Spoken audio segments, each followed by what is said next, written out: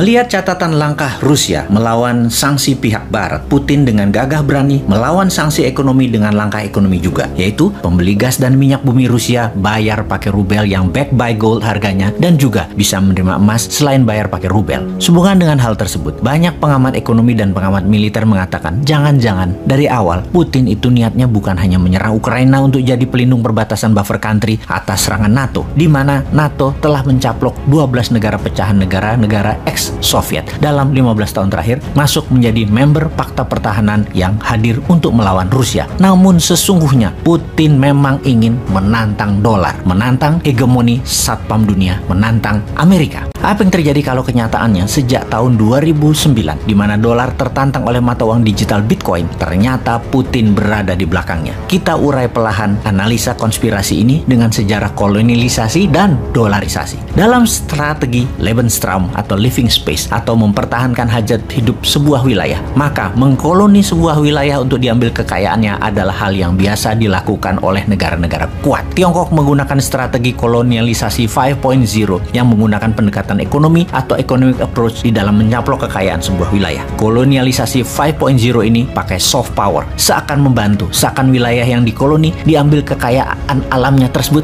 itu dibantu dengan membantu membangun sesuatu, padahal membangun tersebut adalah membangun pakai hutang yang belum tentu produktif karena tidak ada unsur lokal yang terbangun atau yang terpakai. Paling hanya lahannya saja yang di kemudian hari akan membelit negara koloni tersebut. Rusia di sisi seberang Amerika dan sekutu juga ekspansif, namun menggunakan strategi kolonialisasinya menggunakan model kolonialisasi 3.0, yaitu yang dicaplok dijadikan negara bagian, menjadi bagian dari konfederasi. Kalau kolonialisasi 2.0 itu seperti dulu bangsa Eropa ala Belanda, Inggris, Spanyol, Prancis di abad pertengahan. Ambil wilayahnya dijadikan negara jajahan atau dijadikan koloni. Kolonialisasi 1.0 adalah cara Genghis Khan, cara Romawi, meluaskan wilayah ke negara tetangga secara fisik dicaplok, lalu penguasa lokalnya adalah orang dari pusat. Gubernur biasanya jabatannya. Perluasan wilayah yang nempel perbatasan itu kuncinya kolonialisasi 1.0. Sementara kalau 3.0, wilayah tersebut bebas bernegaranya, hanya tidak boleh melakukan dua hal, masalah moneter keuangan dan masalah militer. Uang moneter itu sentral, militer juga sentral. Kalau polisi lokal, pajak itu lokal. Kolonialisasi 2.0 wilayahnya jauh, yang diambil hanya kekayaan alamnya sampai miskin negara koloninya terus ditinggal. Kita kembali ke Putin menantang dolar. Terbukti sejak 10 tahun terakhir cyber army Rusia menyerang Amerika satu hari bisa lebih dari 10.000 serangan. Salah satu serangan yang berhasil adalah email Hillary dibocorkan ke publik pas minggu tenang dalam Pilpres yang membuat Hillary kemarin kalah. Dalam serangan cyber bisa diperkirakan Pilpres Amerika 2024 nanti Trump pasti akan dibantu Putin karena Trump akan mengambilkan dolar backed by gold dan membuat Federal Reserve di bawah Kementerian Keuangan. Dan hal ini memang sama, yaitu cara kelolaan MMT, Modern Monetary Theory yang dianut Newman, rupiah backed by gold, dan Bank Indonesia akan di bawah Kementerian Keuangan jadi Dirjen Moneter. Sama prinsipnya. Dalam hal cyber army Rusia, kecanggihan Rusia dalam teknologi memang diacungi jempol. Cyber army-nya the best. Kalau Amerika kuat di militer secara fisik, Tiongkok unggul di produksi barang kebutuhan, Rusia adalah unggul di teknologi digital. Rusia dan Tiongkok berkali-kali menyatakan pembayaran produk negaranya lebih prefer menggunakan rubel bagi Rusia dan yuan bagi Tiongkok. Ini adalah bentuk perlawanan. Negara yang kalah pengaruh pasti takluk. Beli barang Tiongkok pakai yuan, atau negara Eropa beli gas Rusia saat ini pakai rubel. Sungguh, kalau dalam pemikiran para free thinker, dolar dicetak tanpa ada jaminan adalah penghinaan bagi negara lain yang berdaulat. Sangat mengherankan ada pejabat sebuah negara membela mati-matian dolar yang bukan mata uang negaranya, devisanya tercatat banyak disimpan dalam dolar, membangun pakai pinjaman dolar. Sungguh,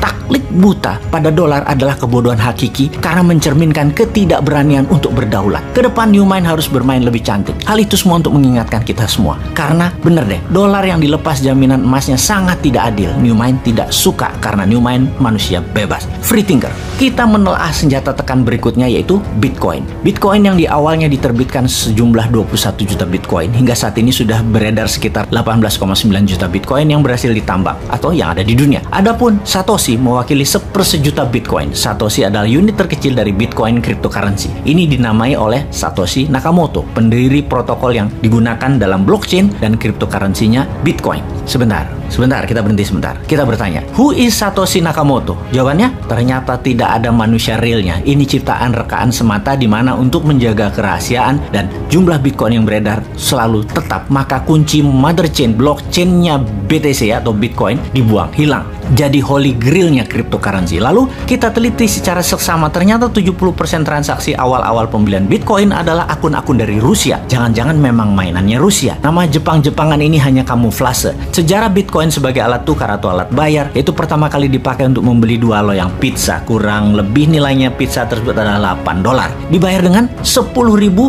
Bitcoin. Bayangkan, pada 3 Januari 2009 Bitcoin diluncurkan kepada publik dengan harga 0,0008 per 1 Bitcoin. Lalu di tahun 2010 untuk pertama kalinya Bitcoin diperjualbelikan di luar dunia digital dengan sistem barter. Untuk 2 loyang pizza dibayar dengan harga 10.000 keping Bitcoin. Tahukah sahabat, 10.000 Bitcoin itu sekarang berapa? 1 Bitcoin saat ini sekitar 500 jutaan, alias 10.000 Bitcoin beli pizza termahal di dunia tersebut nilainya setara 5 triliun rupiah. Kembali ke Putin. Diduga banyak pengamat keuangan bahwa Bitcoin adalah Russian konspirasi untuk menyerang dolar. Rusia memang ingin menyerang supremasi keuangan dolar karena dianggap tidak amanah, tidak jujur, dan membodohi dunia. Bitcoin adalah sebuah rencana jangka panjang yang didesain menyerang hegemoni dolar, juga membuka fake informasi, fake edukasi akan dolar dalam sistem ekonomi yang digiring oleh Barat. Itulah cita-cita Putin yang menginginkan kehancuran ekonomi Barat di masa dia masih dalam tampuk jabatannya. Strategi Putin saat ini adalah menggunakan rubel backed by gold, juga membayar dengan emas terhadap minyak bumi dan gas Rusia, kemudian mempromosikan Bitcoin sebagai alat bayar digital di dunia komersial di luar Rusia tentunya.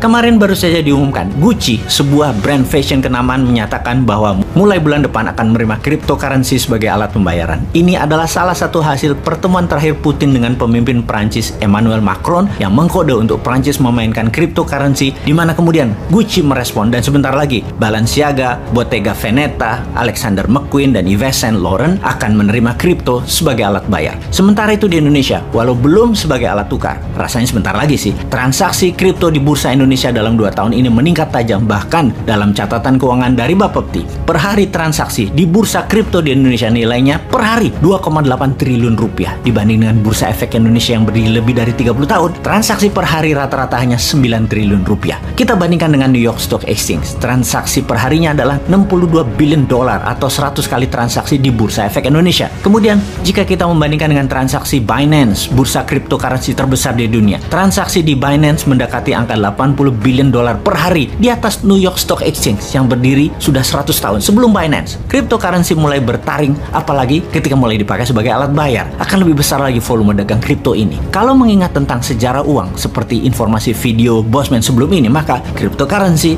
NFT adalah tablet dan barter versi 2.0. Kembali ke topik. Serangan balik oleh Rusia dengan rubel backed by gold, transaksi emas, dan Bitcoin sebagai alat bayar komersial digital dunia, maka akan membuat dolar panas dingin. Pertanyaannya, Putin akan dikadafikankah? Atau akan diperang dunia ketiga kankah? Atau di-cancerkan? Kalau Indonesia,